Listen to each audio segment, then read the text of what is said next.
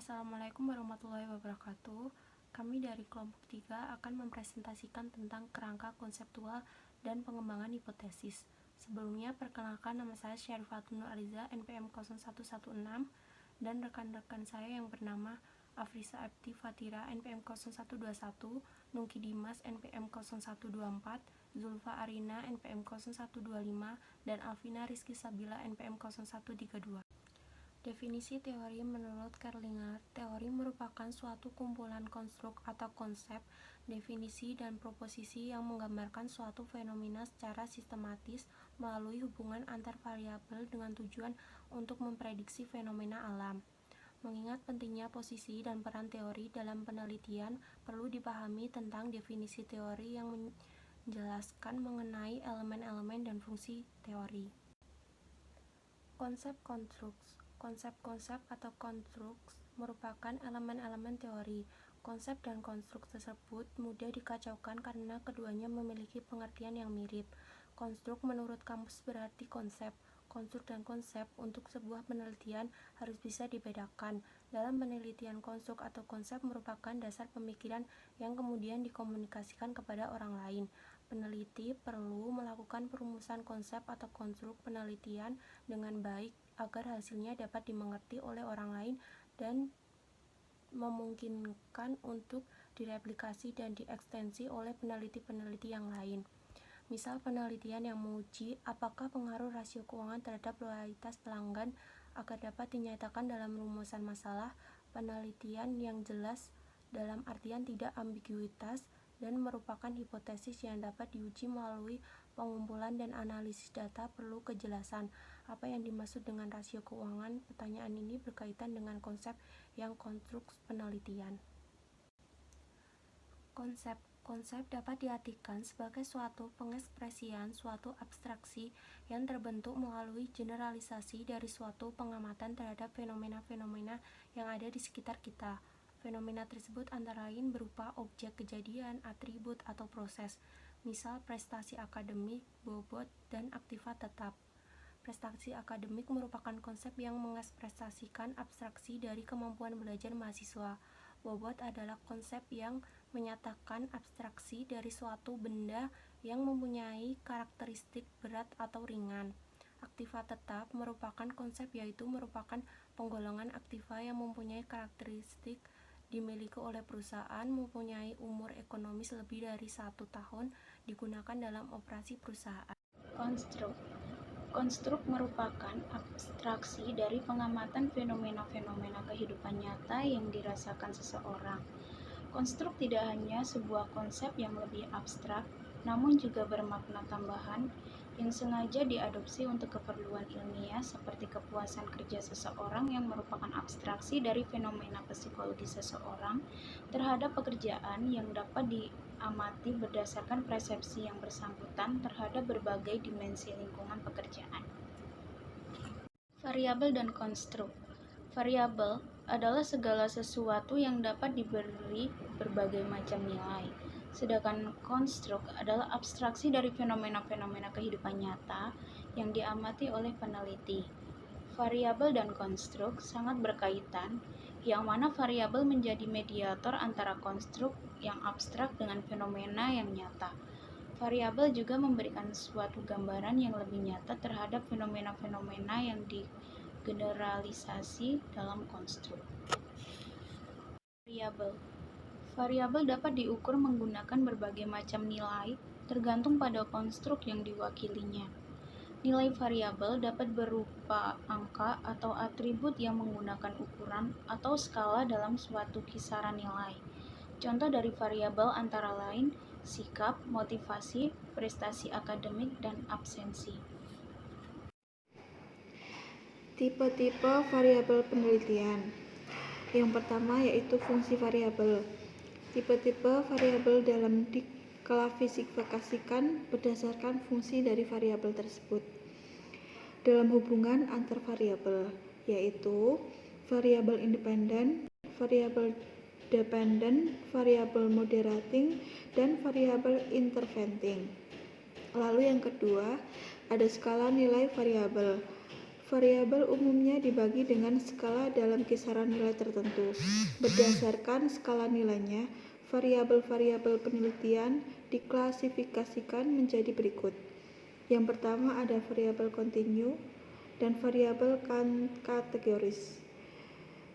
Klasifikasi variabel penelitian berdasarkan nilainya sangat bermanfaat, terutama untuk menyusun perencanaan dan analisis data penilaian. Yang ketiga ada perlakuan terhadap variabel karakteristik penilaian. Eksperimen adalah adanya manipulasi terhadap variabel tertentu. Manipulasi dalam arti ini berarti memberikan perlakuan yang berbeda kepada kelompok yang berbeda juga. Klasifikasi variabel berdasarkan perlakuan penelitian terhadap variabel penelitian sangat bermanfaat untuk mengetahui perbedaan antar variabel yang dimanipulasi dengan variabel-variabel yang tidak dimanipulasi.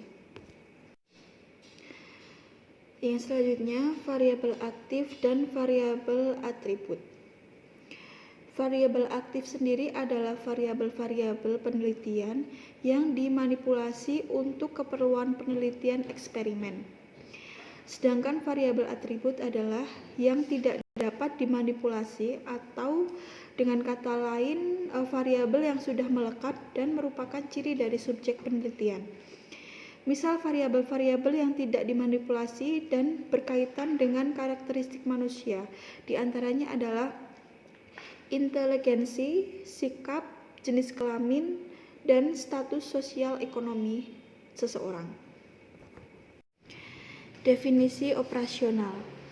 Definisi operasional sendiri merupakan penentuan konstruk sehingga menjadi variabel yang dapat diukur.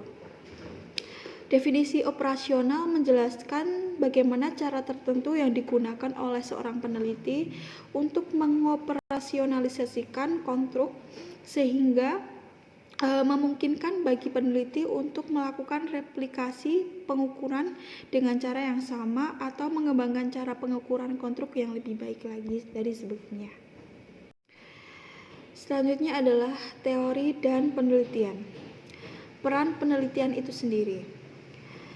Penelitian mempunyai peran antara lain. Yang pertama, peran penelitian sebagai pemecahan masalah. Dalam hal ini meningkatkan kemampuan untuk menginterpretasikan fenomena-fenomena dari suatu masalah yang kompleks dan yang terkait. Lalu yang kedua ada peranan penelitian sebagai pemberi jawaban atas pertanyaan-pertanyaan dalam bidang ini yang diajukan.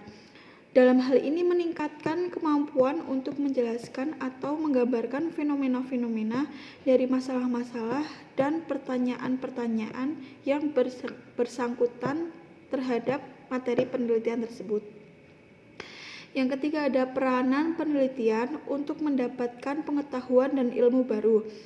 Dalam hal ini berfungsi untuk menemukan pengetahuan atau ilmu yang baru yang mana belum diketahui atau sama sekali belum pernah diterapkan dalam masyarakat yang bersangkutan.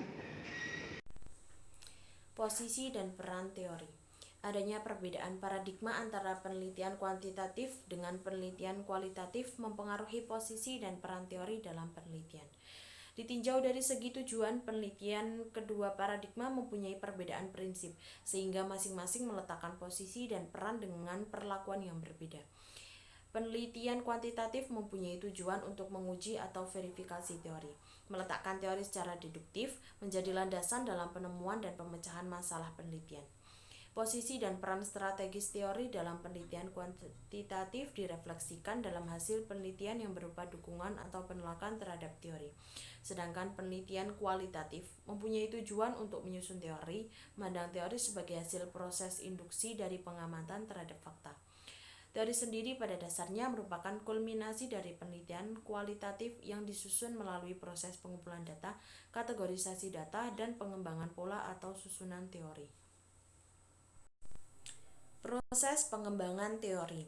Proses pengembangan teori mencakup dua aspek, yaitu pengujian dan penyusunan konstruksi teori.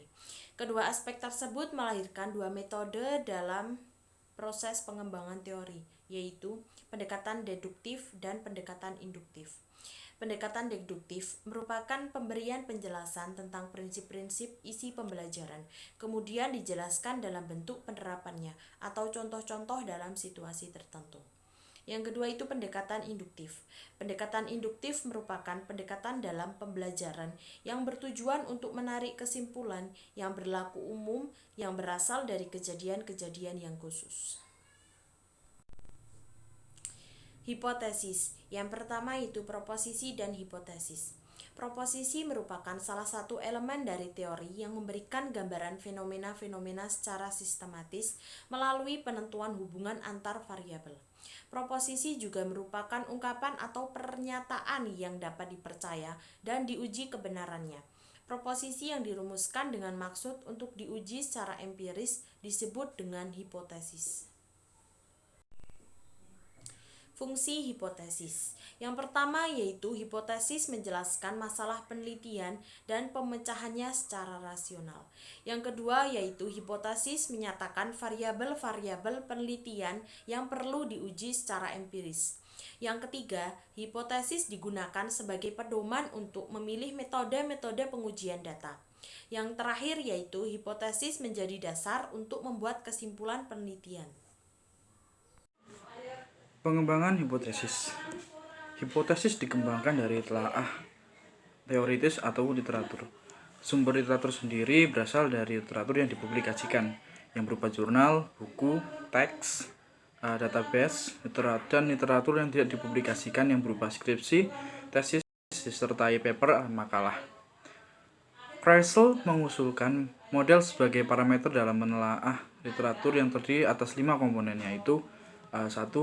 Bagian pendahuluan telaah literatur berisi pengenalan mengenai pokok bahasan dalam literatur dan sistematika pembahasannya. Yang kedua, telaah literatur mengenai variabel-variabel independen. Yang ketiga, telaah literatur yang berkaitan dengan variabel-variabel dependen.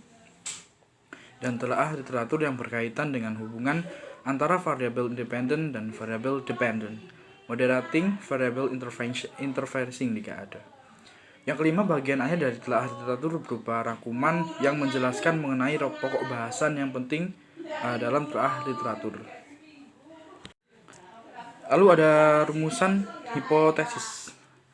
Rumusan hipotesis yang baik setidaknya mempertimbangkan kriteria-kriteria sebagai berikut. Yang pertama adalah berupa pernyataan yang mengarah pada tujuan penelitian. Yang kedua berupa pernyataan yang dirumuskan dengan maksud untuk dapat diuji secara empiris.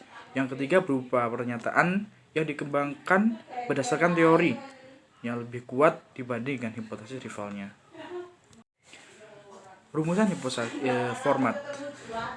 Rumusan hipotesis dapat dinyatakan dalam berbagai bentuk rumusan, diantaranya dalam bentuk 1. Pernyataan jika, maka, atau proporsi, if then statement.